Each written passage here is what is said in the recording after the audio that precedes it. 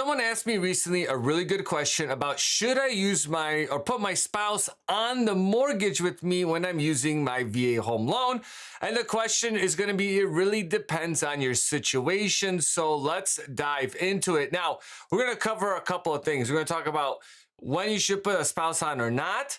Again, depends on the situation. And we're going to go into some of the factors that go into that. And then guess what? In some states, you can actually qualify with both yourself and your spouse. And in some states, you may actually be disqualified even if you're going to be on the loan by yourself and your spouse is not on there. So we're going to dive into all of that.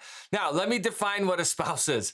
So a spouse is when you're legally married. Now, the thing is that you have to be at least married 2 weeks or so prior to closing on a loan. So if you have a fiance, yes, you can apply together to purchase a property, but note that you have to get married 2 weeks beforehand. No pressure from my side. You guys do what you want to do. But a lot of times veterans come in and say, well, my fiance, we're not going to get married for another year, but we want to be able to purchase a property today.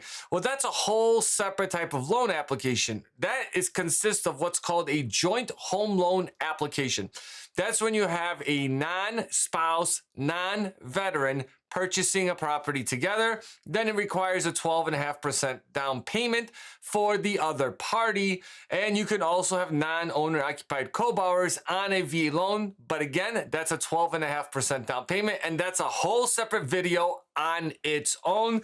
So just know there's just a lot that goes behind that. Now, the other piece that I want to mention is that it can get complicated if you're going through the purchase process and then you get married, because sometimes people want to change their name however they want to do it.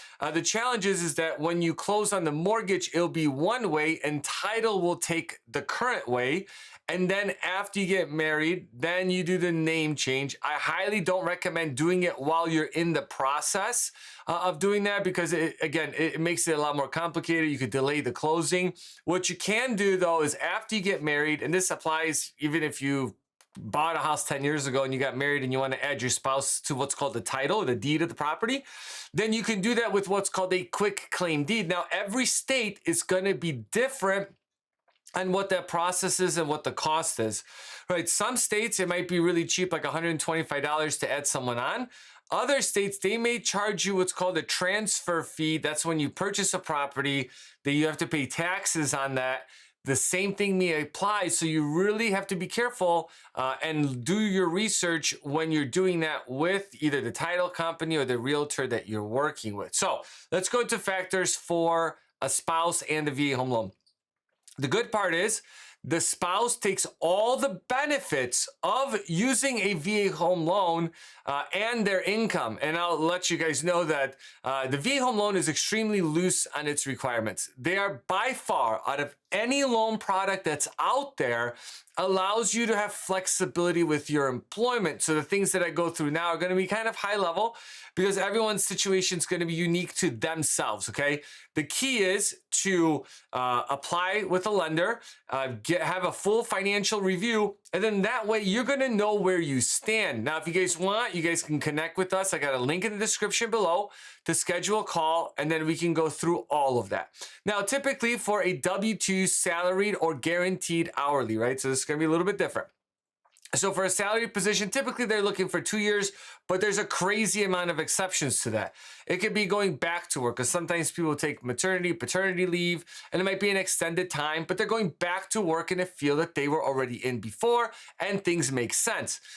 If you were in school prior, then you can literally, school counts as employment even though you're not getting paid, and no, you can't use BAH from school to qualify for a mortgage, just FYI. So basically what would happen is that as you're finishing up school or you did X amount of like associate's degree, bachelor's degree, master's degree, whatever it is, then you actually will just, when you apply for a position, you get that job, an executed job offer letter with no contingencies allows you to already buy a property before you even start the job. Now, note, if you're in school, the lender is going to ask for your transcripts. Typically, they don't have to be official transcripts. I haven't seen one requested, but they'll ask for a copy of the degree and that, so you you could basically present it to say, yes, you are qualified to do what you do. Another way that you could do it is if you go through a job training program that offers a certificate at the end. We see this a lot with utility companies making that transition easier. Now, if you are a union worker, it definitely is a whole different story. Depends on how your employment is going to be set up, right? Because sometimes it could be considered self-employment, and if you get paid 1099, so all that gets factored in. And typically 6-month or more job gaps are gonna be okay. It's really not much of a big deal. And same thing if you're guaranteed hourly, that says, hey, I'm full-time. And full-time ranges in hours. A lot of people think 40 hours, that's full-time, but it could be 32 hours. It really depends on the situation. Now, when it comes to part-time work, you will need a 2-year history. Now, there's some exceptions that can help you in the buying process, okay? So you need 2 years in order to use all that income for your regular qualification purposes. Now, if you have less than 2 years, but more than 1 year, it can actually offset debt, short-term debt, on your credit report, right? Because that's how lenders look at things. They look at what's on your credit report as far as liabilities minus any type of self-reported like utilities to boost your credit, stuff like that. That won't count. They look at the new mortgage payment, and they also factor in 14 cents per square foot for utility costs that counts against your residual income, which we have a whole separate video just on that. A lot of info, I know, but stick with me. It's all good information on how this works. Now, if you have seasonal work, same thing. You need to have 2 years of it. Sometimes we'll have people that collect unemployment because of their seasonal, and this also includes union workers, right? They may be working for 8 months out of the year, 4 months out of the year, they receive unemployment. And now all that income could be used if we can verify everything and all of that. Now, let's talk about we talked about the income piece and how it works and how they can use their income.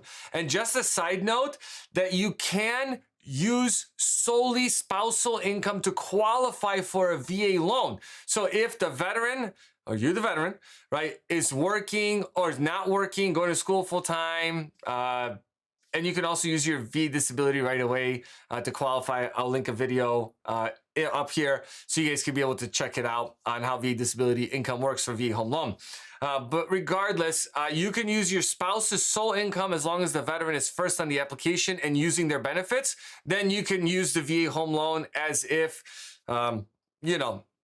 you don't have to be employed. I really don't know where I'm going with that, but you can just use the VA home loan as is and use it. Now, these are the factors that come into play for making that decision on when you should put a spouse or not. So credit affects your ability to use the VA loan, right? You have qualification and you have qualification eligibility. Eligibility is, do you meet the time, service, and character of discharge to use the VA loan? Qualification is, do you meet the credit collateral capacity? Credit is a major factor. Capacity is being able to make a mortgage payment with your job, which is we went over, and collateral is the property that you purchase. Does it meet the standards, right? But credit has a big impact on your interest rate and your fees, right? And also a spouse may have had some derogatory things that happen on their credit report, like having lates, bankruptcies, collections. All of that is going to affect what you can do with the VA home loan. Also, when you put a spouse on the mortgage, there's also liabilities that are going to count against you. So if they don't have income, but they have other liabilities, that's going to hinder what you can purchase on the property. Yes, they could still be on the title of the property. That's not an issue, but just not on the mortgage itself. Because and also, when lenders look at credit, they pull tri-merge, meaning Equifax, TransUnion, and Experian credit reports on both people. They use the middle score of the lower of the two. So if one person's got a 750, the other person's got a 620 middle score, they're going to use the 620 to qualify you. And that's why sometimes that comes into a decision. Do we have the spouse on the mortgage because they may have bad credit and they may have a lot of liabilities, versus putting them into just having it under the veteran, which leads me into the next piece, which is community property states. So in these states, even if a spouse is not on the mortgage, then what will happen is that the lender will still pull the spouse's credit report. Yes, they will. And this is specifically VA home loans. Then those liabilities will count against you, even though your spouse is not on the mortgage. And the only way to go around that is by providing the spouse providing that they can support their own liabilities. So that's just kind of a process to do that. That's why in one state you can qualify and another you can't. Those states are Arizona, California, Idaho, Louisiana, Nevada, New Mexico, Texas, Washington, and Wisconsin. Those are the states that have that. So if you guys run into stuff like that or run into issues, please feel free to reach out to us. Hit the like and subscribe button. And please, if you guys have questions, drop them in the comments section. Always happy to help our fellow veteran community get the information that they need. I'll catch you guys soon.